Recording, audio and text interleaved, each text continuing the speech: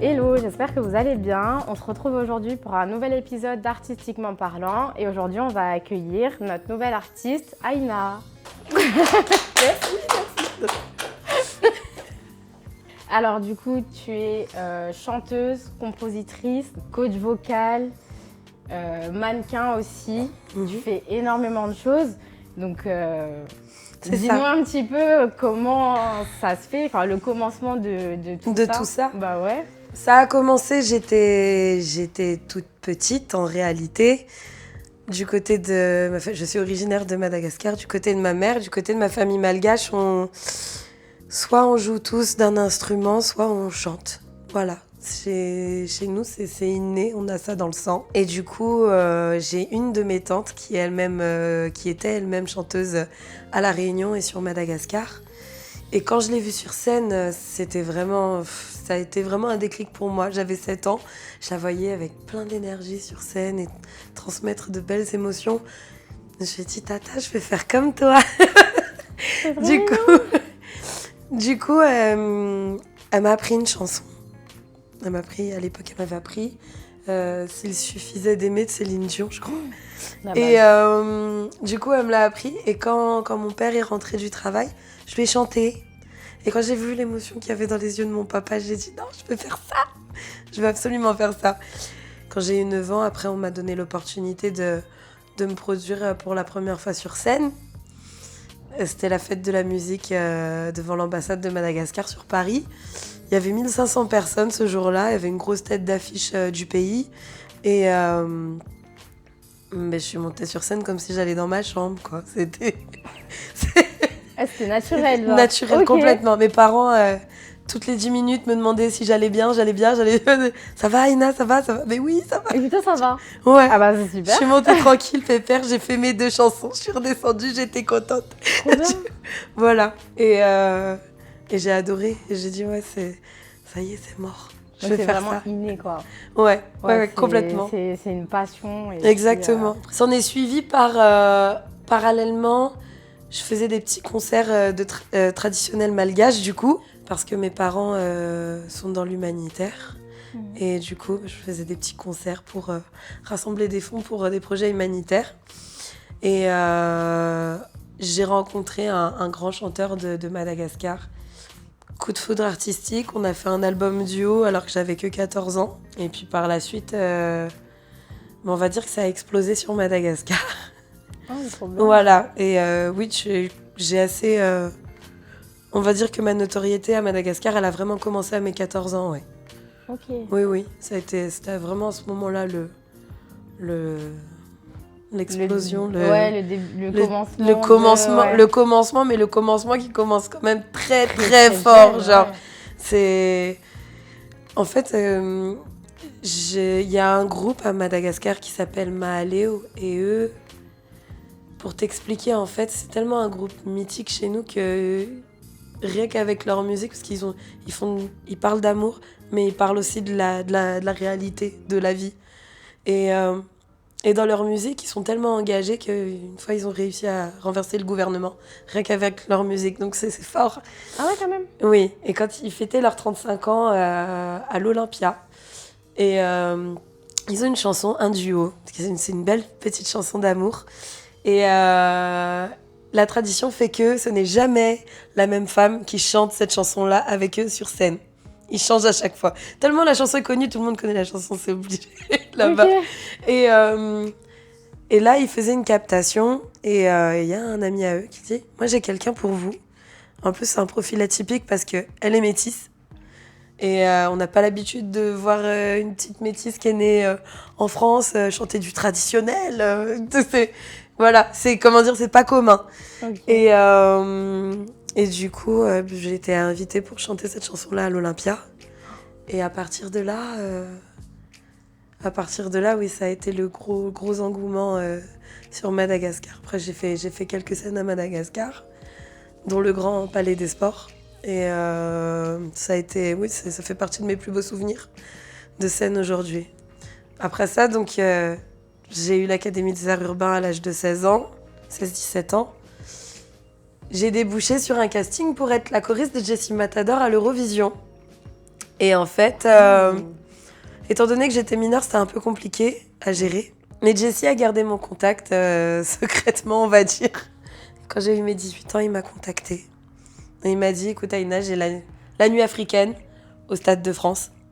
J'ai besoin de toi. Et s'en est suivi, jusqu'à aujourd'hui, hein, je travaille avec lui. Et du coup, par la suite, il m'a présenté Wilson Silva, a.k.a. Willow Beats, aujourd'hui.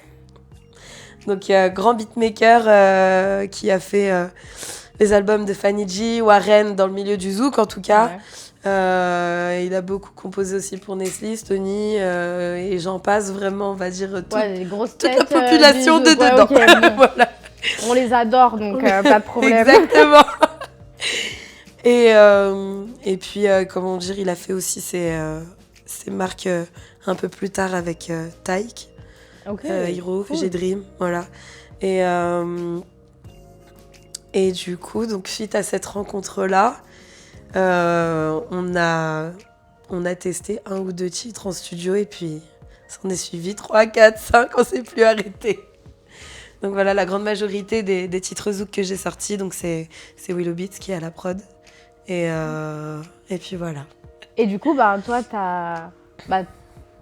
ta carrière à toi, solo, qu'est-ce que tu fais? Comment tu vois les choses à l'heure actuelle ou même avant? On va dire que je me suis beaucoup cherchée pendant très longtemps. Moi aussi, toujours.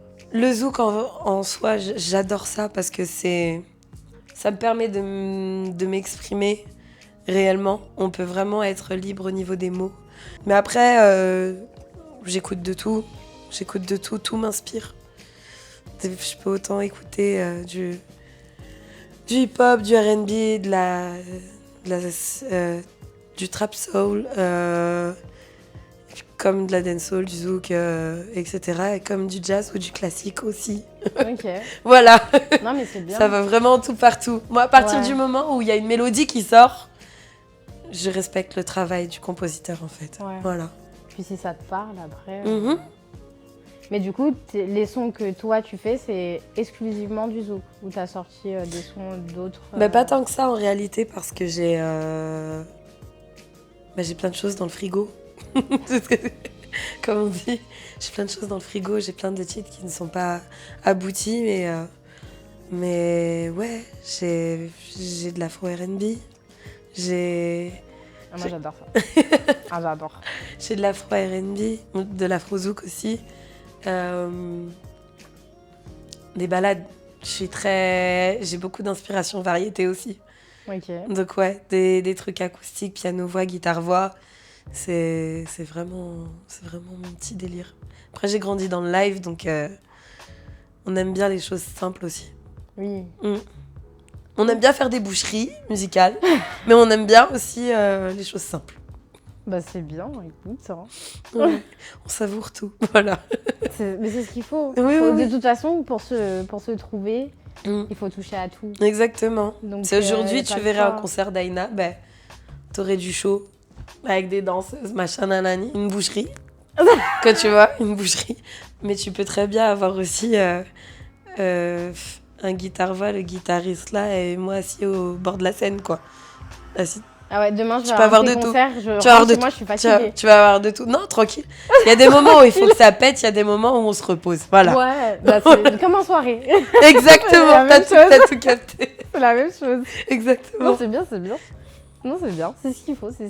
Ouais, c'est ce qu'il faut. Ok. Et tu fais aussi coach vocal? Oui. À côté? Oui. J'adore donner des cours de chant, je kiffe mes élèves, ils sont adorables et en fait, c'est beau aussi de les voir progresser, de prendre leur potentiel et de le faire fleurir.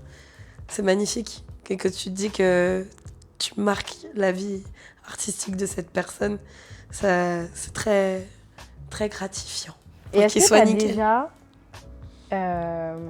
fait des cours avec un gars qui ne savait pas du tout chanter? Oui. Parce que moi, on m'a déjà dit que tu peux ne pas savoir du tout chanter et apprendre à chanter. Moi, je savais pas que... Ça dépend. Ça dépend de ton oreille. Ça dépend de ton oreille interne, si tu as une oreille musicale ou non. C'est pas tout le monde qui l'a. C'est pas tout le monde qui l'a et y en a, ils sont, comment dire... Il y a plusieurs niveaux, on va dire. t'as des gens qui ont la notion de la mélodie, mais qui vont pas choper la tonalité du tout et ça va être très faux, par exemple. Ouais. Mais oui, ça m'est déjà arrivé de tomber sur quelqu'un qui n'avait pas du tout d'oreille musicale et je peux rien faire dans ces cas-là. Et on peut pas donner l'oreille à quelqu'un. Non. On peut pas donner l'oreille. Et le pauvre petit père, je lui ai dit, je suis désolée, je peux pas trop de la faire peine. grand-chose. Je suis désolée. Désolée, mais on fait rien pour toi. En tout cas, je pense, il y a des personnes qui sont un peu plus spécialisées quand même. Mais moi, de mon côté, moi, je pouvais rien faire pour lui, malheureusement. Ouais. Ouais. Peut-être qu'il s'est mis au breakdance maintenant. Oui, Et c'est mieux c'est pour tout ce lui. que je lui Ouais. souhaite, franchement. On lui souhaite de faire du breakdance. Le pauvre, pardon. Je vous ai pas quitté, mais pardon. La musique, en réalité, c'est juste, il faut se trouver au bon endroit, au bon moment, avec les bonnes personnes. C'est beaucoup de relationnel. Et De toute façon, tous les métiers faut être artistiques. faut être copain avec tout le monde. Le social. je peux Ouais, plus. le social, exactement, Je peux le social.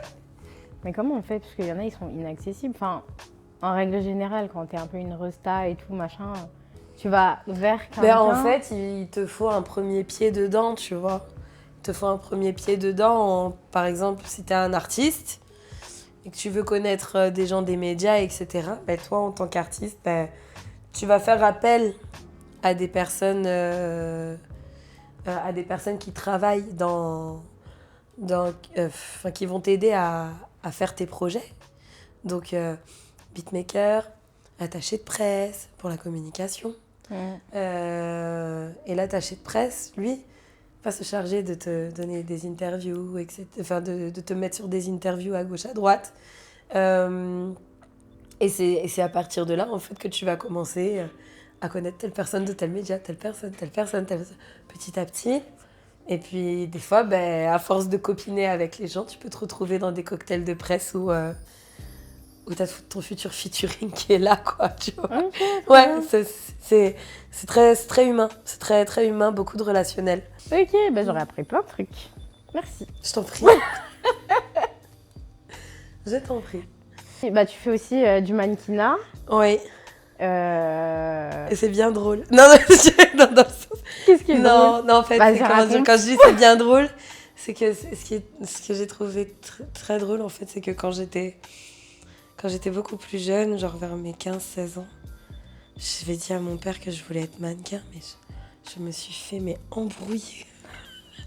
Je me suis fait embrouiller. Mais c'est pas un métier, mais machin, mais gna gna gna, etc. Et en fait, à cette époque-là, j'étais filiforme. Et donc, la vie est passée, j'ai pris une 30aine de kilos. Et en fait, j'ai eu l'acceptation, j'ai passé le seuil de l'acceptation de mon nouveau corps vers mes 23 ans. J'ai commencé à faire des photos pour m'adapter à ma vision de moi-même. Pour t'accepter. Voilà, exactement.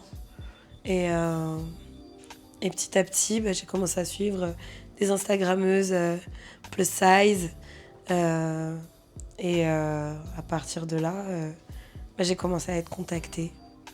Parce que Comme j'avais ça. ma notoriété en tant que chanteuse. Mais du coup, des marques ont vu un certain nombre de followers. Peut-être qu'elles pourraient nous faire du contenu, etc. Et on a commencé à m'envoyer des produits, etc. Donc ça a commencé vraiment sur Insta de base. Et après, c'est carrément des marques qui m'ont contactée pour poser pour eux, pour poser et défiler aussi. Ouais. J'ai fait le salon de la lingerie de Paris, ça faisait tout drôle. Ça faisait vraiment drôle. De se dire que au final, tu réussis à être mannequin. Genre, mais avec 30 kilos de plus. Et ce jour-là, mais en fait, juste après que le défilé soit terminé, j'ai explosé en larmes. Moi, je comprenais pas pourquoi. Je dis pourquoi Trop d'émotions. il pleure. Et en fait, non, je me suis rendu compte que en fait, c'est tout un cheminement de vie et une belle revanche de m'être montrée aussi rayonnante devant les grands patrons de toutes ces grandes marques, en fait. Et de dire, nous aussi, on a besoin d'être représentés, en fait. On a besoin de... C'est vrai qu'il y a un petit côté militante, tout ça, machin. Mais d'un autre côté, en fait, c'est juste qu'on a envie d'être traité comme tout le monde, c'est tout. Parce que des fois, il y a des filles, elles nous voient poser pour des marques, etc. et tout. Ah, j'aimerais trop faire comme toi, c'est génial ce que tu fais et tout, machin. Mais elle se rend pas compte. Elle se rend pas compte de ce qui se passe dans l'ombre aussi. Et j'ai l'impression que la jeunesse aujourd'hui, elle est très très axée, strass et paillettes. Le côté... ce qu'on voit sur les réseaux, tout simplement. Hein. Mais ils ne se rendent pas compte. Ils ne sont pas dans la réalité du tout. Du tout. Et puis voilà, quoi. C'est tellement facile de percer. Non, ça a été un périple pour moi, réellement. Ça a été un périple. J'ai eu beaucoup de... En plus, je suis une hypersensible, donc... Super. Génial. Oh là là. Je suis une hypersensible, donc du coup, mes émotions, je les ressens 3 fois plus qu'un humain lambda. Ouais.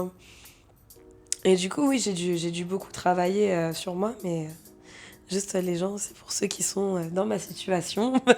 Sachez qu'il est possible d'être heureux. On va y arriver. On va y arriver.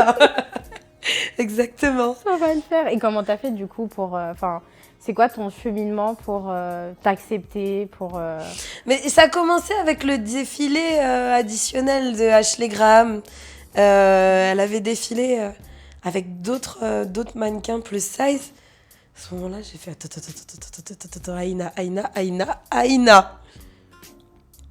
Ces filles-là, elles sont comme toi. On est d'accord? Ouais. Elles rayonnent. On est d'accord? Ouais. Toi, là, pourquoi tu pleures tous les jours? Parce qu'il y a Bourrelet à gauche, il y a Vergéture à droite. Regarde ces filles-là, elles sont magnifiques, elles sont belles, elles rayonnent, elles sont heureuses. Mais toi aussi, en fait, ma fille, t'as le droit. Et c'est à partir de là que...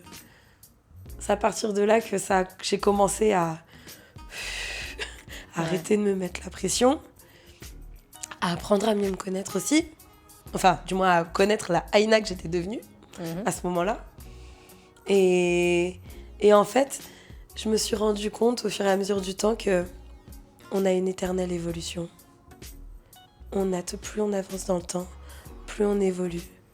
Notre corps change tout le temps. Notre corps change. Il y en a des périodes où il va être de telle manière, où il va être plus fin, il va plus prendre en compte la fatigue, ou des fois on est beaucoup moins fatigué et l'enveloppe change aussi. Les événements font que on a une voilà, ça les bouge, hormones et ça tout, bouge, ouais. ça bouge dans tous les sens. Et en temps. fait, il faut pas hésiter à refaire, à refaire une, comment je peux appeler ça, une remise à zéro en fait. C'est-à-dire par période, selon ce que tu vis, tu vois. Imaginons que tu as eu un choc émotionnel, par exemple. Bah, une fois que tu as digéré tes émotions de ton choc émotionnel, à ce moment-là, il faut que tu réapprennes encore à connaître ton corps.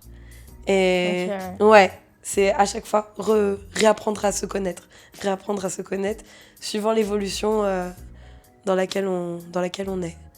Et du coup, oui, suite à ce défilé-là, j'ai dit non, là, il faut que je fasse quelque chose. J'ai jeté toutes mes affaires qui ne m'allaient plus. Parce que tu sais, on a toujours ce petit jean où on se dit, vas-y, je le remettrai quand je maigrirai. J'ai 3 pantalons comme ça. Tu vois? Je suis sûre que je les remettrai. Non. Le petit jean fétiche qu'on aimait bien. Je vais les remettre, d'accord. Qu'on aimait bien mettre. Je vais les remettre. Dis-moi. Le petit jean fétiche qu'on aimait bien à une certaine époque. Je dis, moi, il n'y a que mon mollet qui rentrait dedans. Je dis, c'est quoi ça? Ça s'arrête à là. Ça s'arrête à là. Je dis, voilà, peut-être Aïna, t'as vu. Faut peut-être prendre une taille au-dessus quand même. Au moins, voire 2, voire 3. Mais oui, non, j'ai fait une remise à zéro totale. J'ai jeté toutes mes fringues. Et j'ai dit, non, à partir de maintenant, c'est une nouvelle moi. C'est une renaissance. Voilà, une renaissance. Une Aïna qui s'accepte, qui arrête d'être trop dure avec elle-même et et une Aïna qui a envie d'évoluer, en fait. Et c'est à partir de là, j'ai refait du shopping, j'ai repris goût au shopping. Et oui, en fait, j'ai commencé à vraiment reprendre confiance en moi et tout. Et puis à l'époque, j'avais un homme aussi qui m'aidait énormément là-dessus. Donc du coup, ça joue beaucoup aussi. Hein. Quand on a quelqu'un de valorisateur à ses côtés, Oui. ça Mais fait... t'es belle. Oui, voilà, toutes ces C'est choses-là. facile. Et tu mets une petite robe un peu râleuse, tu vois. Et la manière dont tu te regardes, Ouais, c'est grave. là tu te dis, ouais, non, ça, je suis fraîche. En fait, ça va. En fait, ça va, je suis fraîche. De ouf. Mais ouais, pour l'estime de soi, ça nous fait du bien. Ouais. Un peu de cheb, les hommes. Il faut cheb vos femmes, s'il Ouais, vous plaît. grave. Cliché. Faites des compliments, etc. Nous aussi, Voilà. on le fait, hein, tranquille. Oui, nous aussi, on fait, bien Bah sûr. oui. C'est important. On C'est ne important. pas, quand même. C'est donnant-donnant. Exactement. Mais du coup, oui, suite à l'acceptation, bah après, s'en est suivi les photos, etc. Et puis, quelques marques à gauche, à droite, jusqu'à retrouver ma tête dans les magasins. Mais c'est... Ouais. Ah ouais? Ouais. Mais c'est génial. C'est super drôle. Ouais. Ça doit être impressionnant. Ouais. En vrai. Ouais, clairement. Genre, tu vas faire des magasins. Tu. Oh, Oui. Ou sinon, moi. t'as tes amis qui t'envoient un petit Ouais. snap en te disant « Ah, tiens, regarde, j'ai vu ta tête, là. C'est génial, ça. Ouais, c'est cool. C'est cool. C'est cool et c'est de belles expériences aussi. C'est de belles Oui. expériences parce que tu suis un peu la composition artistique du shooting en question qui a été effectué. On t'envoie des mood boards en te montrant un peu ce qui est attendu pour le shooting. Mhm. C'est vraiment... ça rejoint un peu ma fibre artistique, en fait, si tu veux, le mannequinat. Parce que j'adore la photo, j'adore poser et faire retranscrire des émotions à travers une photo. C'est vrai, ça fait toujours, ça revient toujours à la retranscription d'émotions, que ce soit dans la musique ou dans la photo. Tout ce qui est artistique. Tout ce qui est artistique, en fait, ouais. Même C'est la vrai. danse, hein. Bon, ça fait longtemps que je n'ai pas dansé. Mais oui, il fut un temps, on va dire que je fais partie d'un petit buzz, en France. Quoi? En fait, les anciens danseurs de Jessie Matador, la Seleção, quand Jessie et la Seleção se sont séparés, Ouais. la Seleção est devenue Chakalewa. Ouais. Et en fait, c'est un groupe, si tu veux, de l'époque afro.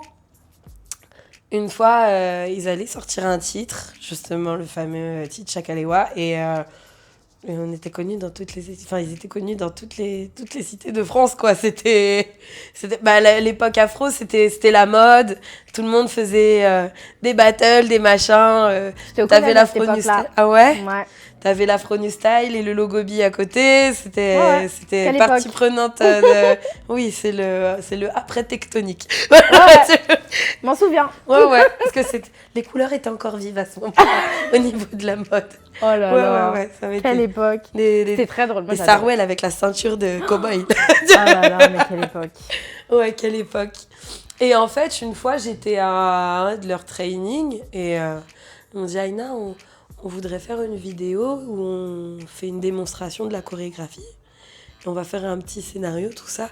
Est-ce que ça te dit d'y participer? Je fais, vas-y, tranquille, tant qu'à faire. Du coup, on tourne la démo de la Corée. On la poste sur YouTube. Et une semaine après, on avait 100 000 vues. Mais pour cette époque-là, 100 000 vues C'était énorme. sur YouTube, c'était énorme. Et on a dit, mais mince alors, qu'est-ce qu'on fait? J'ai dit, qu'est-ce qui se passe? Ça y est, on est des stars. J'ai dit... Une fois, j'ai eu la mauvaise idée de mettre le même leggings que j'ai dans la vidéo. Je suis partie à Châtelet. C'était une catastrophe. Mais quelle idée. Châtelet, en plus, quelle idée. Émeute, les photos, les machins, etc. et tout. C'est super drôle.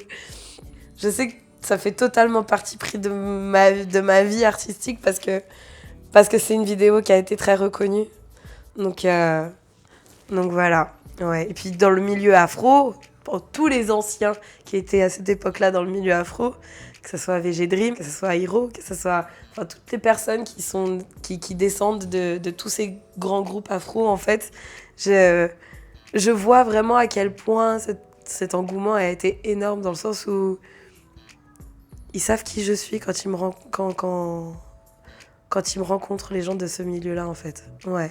Il y a tellement de trucs. Tellement de trucs, il y a vraiment Tellement tellement de de trucs, trucs. c'est abusé. Des fois, on me demande si j'ai eu 10 000 vies ou pas. Mais c'est à peu près ça. Ouais, c'est à peu près Au ça. moins. Oui, oui. Puis elle a commencé tôt, ta J'ai première commencé vie, très tôt, et ouais. puis, ouais. C'est vrai, ça a commencé très tôt. J'ai fait plein de choses aussi étant toute petite. J'avais fait un spectacle à l'âge de 14 ans. On était un collectif de jeunes chanteurs. Et on a formé un groupe avec les petits chanteurs de Bondy. Un groupe qui s'appelle World Child. Et on avait fait tout un album où les paroles parlaient des droits de l'enfance, de l'écologie, etc. C'est un album pop ethnique façon. On avait fait un spectacle un peu contemporain, Casino de Paris, c'était très bien. Ouais, franchement, j'ai arpenté ces planches-là aussi. Oui. J'ai fait des belles planches, Mais franchement, ouais, grave. j'ai fait de très belles planches. En grande salle, j'ai commencé par le Trianon. Quand j'avais 10 ans, je faisais le rôle de Cosette enfant dans Les Misérables. J'ai commencé par le Trianon.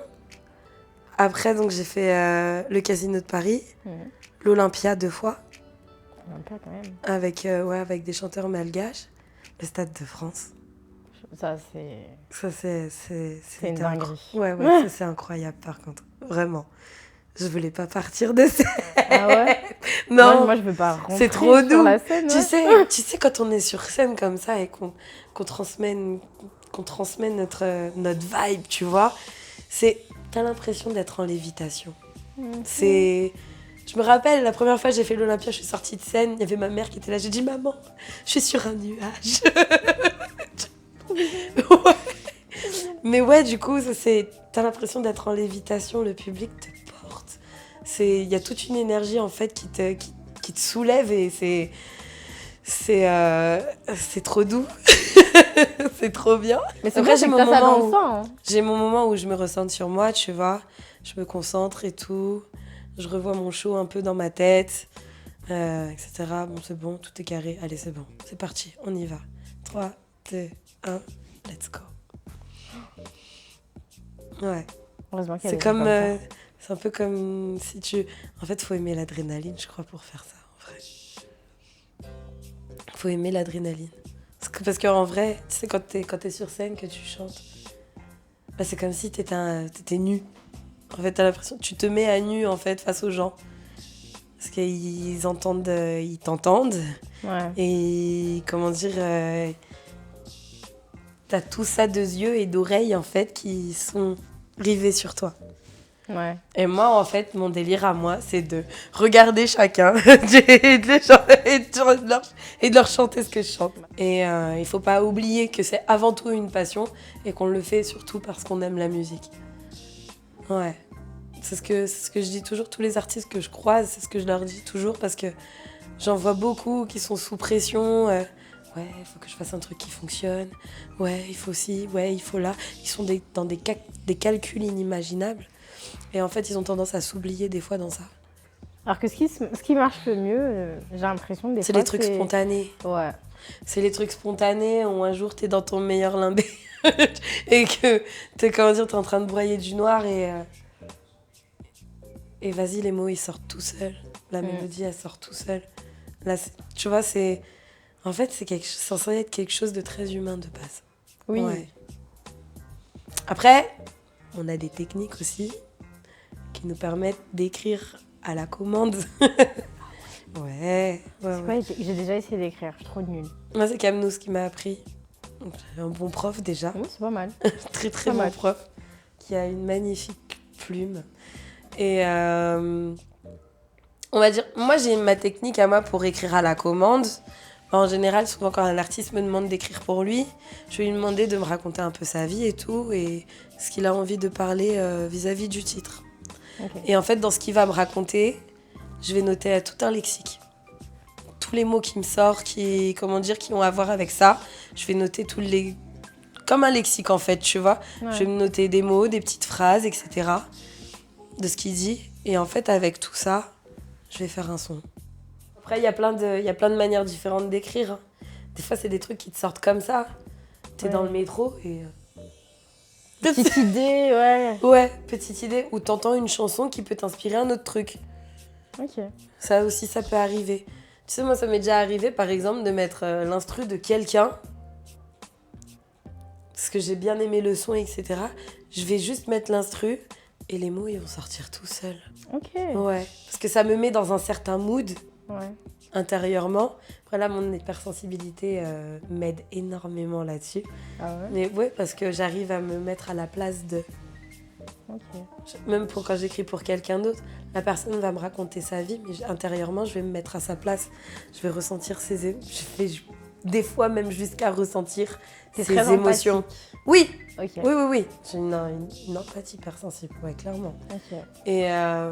Et ça me permet de... Justement, de pouvoir faire des titres un peu sur mesure, quoi. Donc c'est cool. Et tu peux écrire des trucs un peu vénères. Ouais. Pas que des trucs sensibles. Non, j'ai déjà écrit des trucs vénères avec des gros mots et tout. Une meuf qui fait de la trappe, Des gros mots. Oui, il y avait une nana qui faisait de la trappe, elle m'a dit « Tu peux m'aider à écrire, s'il te plaît, machin, nanani. » Ouais, bah allez, c'est parti. Ah, bah, ouais. Mais des choses vraiment, je dis vraiment des choses trash, hein, Ça me ressemble pas. Ça me ressemble pas extérieurement. Après, on a tous un peu été des pirates une fois dans sa vie, mais... Ah, c'est la street, hein. C'est la street. Voilà. Et mais ouais, c'est, comment dire, vraiment de tout. Je peux écrire vraiment sur tout, ouais. Et du coup, tu aurais des conseils à donner à toutes ces jeunes filles qui aimeraient Se lancer. se lancer dans la musique, dans le mannequinat, celles qui, à l'heure actuelle, peut-être se sentent un peu mal dans leur peau et faire tout ce cheminement que toi, tu as pu faire pour, à l'heure actuelle, être la femme que tu es. Est-ce que tu as des petits conseils Bah déjà, il faut, il faut pas avoir peur de... Il faut pas avoir peur du fait qu'il faut être très, très patient. Il faut être très patient, travailler un maximum, tant que c'est possible. Que ce soit pour la musique, soit vous prenez des cours de chant, soit vous faites un instrument, soit voilà. Mais pratiquer le plus possible, voire quotidiennement, ça c'est vraiment le mieux. Et pour le mannequinat, de ne pas hésiter à faire un maximum de prise de vue, etc. pour vraiment voir si on fait les choses correctement, etc. Et intérieurement, je dirais de s'armer psychologiquement, de s'attendre à entendre beaucoup de choses et que ça soit en bien ou en mal, d'avoir toujours un pied en retrait aussi, d'avoir toujours un petit peu de recul parce que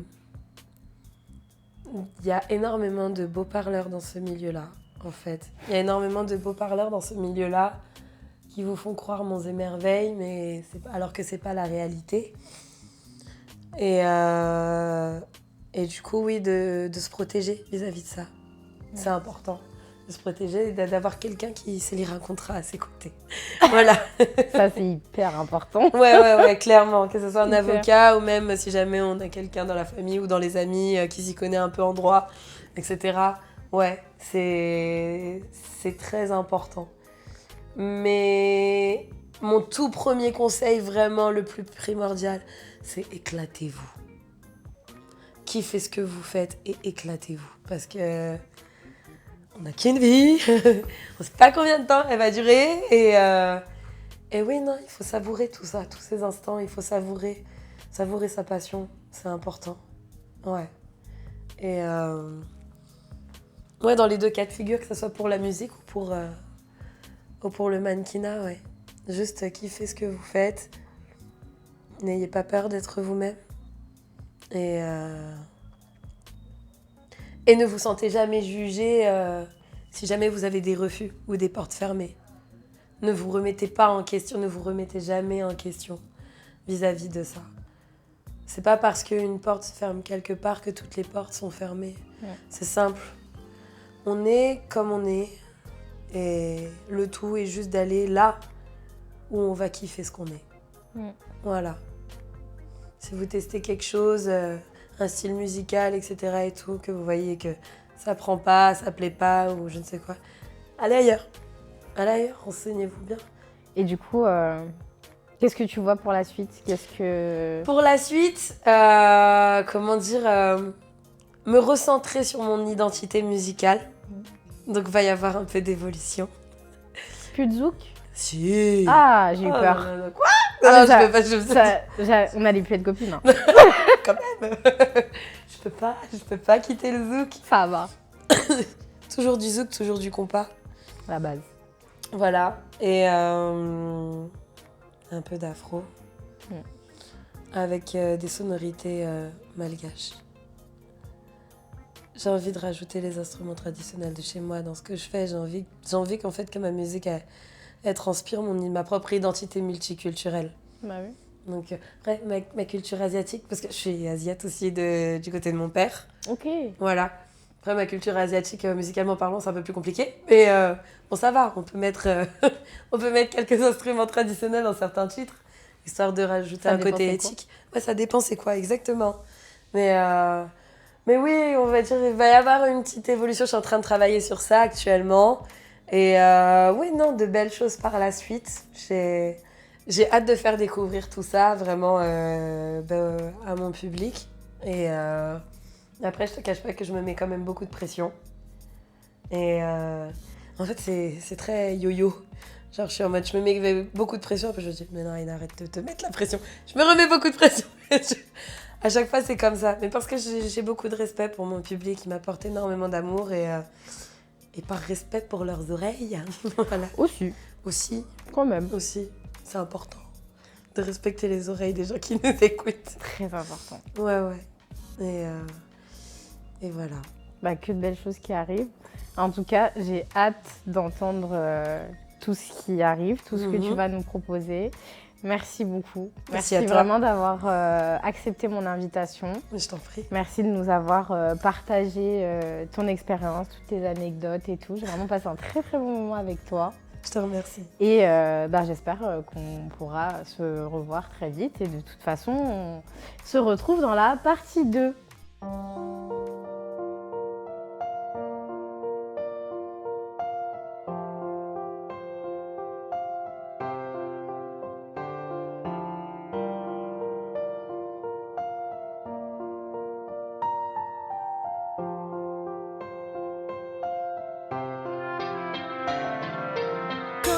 Tu poses les yeux sur moi, le temps s'arrête, mais mon cœur lui parle.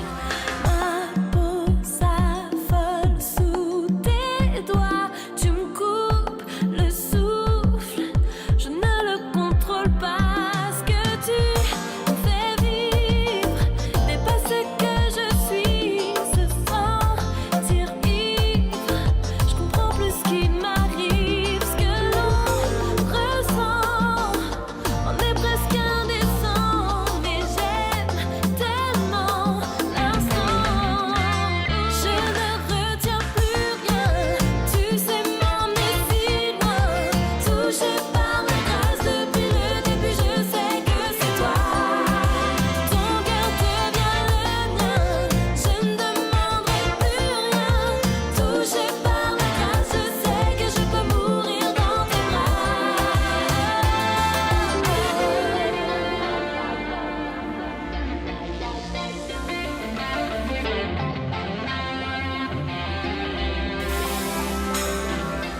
Bien plus loin que tout, ça s'échappe au-dessus de nous. Sens-tu augmenter mon pouls? Mes sens en deviennent fous. C'est fou mais si doux, sans pouvoir décrire ce goût. Ce que je peux ressentir partout, j'en perds pied, je l'avoue. Ce que tu fais vivre dépasse ce que je suis, se sentir ivre. Je comprends plus ce qui m'arrive, ce que l'on ressent. On est presque indécent, mais j'aime tellement l'instant. Je